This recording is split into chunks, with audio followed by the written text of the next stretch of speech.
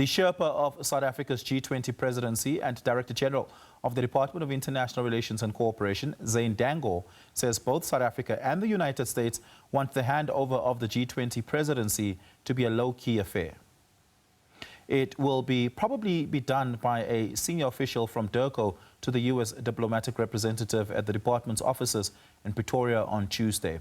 South Africa had made it clear on Saturday that the U.S. could not send its embassy chargé d'affaires to receive the presidency gavel from President Cyril Ramaphosa at the summit. Meanwhile, the G20 summit ended with a joint declaration committing to multilateral cooperation despite objections from the U.S., which boycotted the two-day summit. Let's unpack this now with international relations analyst Professor Chris Isike, and we're also joined by Dr. Charles Sinkala. Dr. Isike, I'm going to start the conversation with you. Thank you so much for your time. Really do appreciate it. It was quite a success. Most of the U.S. allies in the G7 nations like France, Canada, the UK, Japan had all thrown their weight behind South Africa and strongly stand firm on the declaration and the outcome there. But is the declaration and its outcome likely to be, let's call it informally, ratified to all G20 member states under a U.S. presidency? Well, look, it's like it's a win for South Africa. It was well organized and well implemented. There were a lot of significant policy and symbolic wins just by hosting this alone, apart from the soft power value, the delivery on debts, minerals, infrastructure, and climate agreements that were, reached are significant. But like you highlighted, the real test is in the delivery. The question of whether Pretoria can convert these G20 frameworks into actionable finance and sustainable outcomes, especially given its current the United States. But I think that one of the quick lessons that even the United States itself is learning from all of this is that the rest of the world will be prepared to move away from the United States if it does not come to the party. And I think that that's something that can be leveraged by the global South and their relationship with the rest of the global North in this case. Let's talk about what Donald Trump has said previously about the themes and, of course, consequently and subsequently, some of what would come out in the declaration being under the themes of solidarity, inclusivity, and sustainability, to be politics that are anti-American, and that he doesn't espouse such a politics. We're going to be talking about the establishment of an Africa engagement framework, the support of the Africa Continental Free Trade Agreement, debt restructuring for the Global South. Donald Trump would consider all of these sort of interventions as being, so to speak, DEI sort of politics that fall under those themes. Is this something he is likely to want to undo? And to the extent that he does, how much power would the UK, being at the top end of that troika, be to sort of hold together the outcomes of the 2025 declaration? Well, like you said, he considers those things as DI, but they are not exactly anti-American. This is his preference, and usually a president's idiosyncrasies does have an impact on the foreign policy of the country. In this case, we see in very clearly in America. But one of the things I may want to point out in this regard, in terms of the power that he has, is the fact that he's increasingly becoming a lame duck president. Now in the US, he's been defied by even members of his own party. He's not getting the kind of wins and leverage that he thought he had. So that can be a factor as well.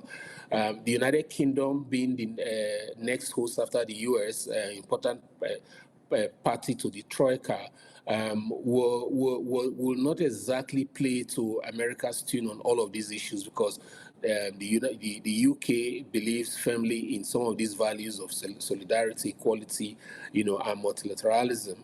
And I'm sure that they will be able to push the ones that they can push forward, aside of what South Africa can do in terms of some of the agreements that have been reached with many of the countries.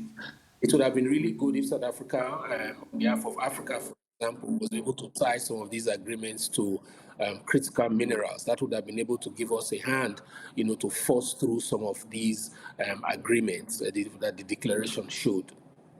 Let's speak about that, because that declaration outcome on critical minerals for the establishment of a G20 critical minerals framework is quite a significant step, especially given that the question of critical minerals is less a scientific question and more a political question, because each country around the world has a different sense of what critical minerals are today based on their deposits, availability, market demands, as well as their ability to extract, to prospect and extract and develop those minerals. And so to have a collective framework, I think, puts the world on a central theme around how to pursue and manage critical minerals. The US had imposed tariffs on South Africa, with the exception of certain precious metal groups, minerals, which of course the US deeply wants. And of course, the US would want to be happy about an attempt to establish a G20 critical minerals framework.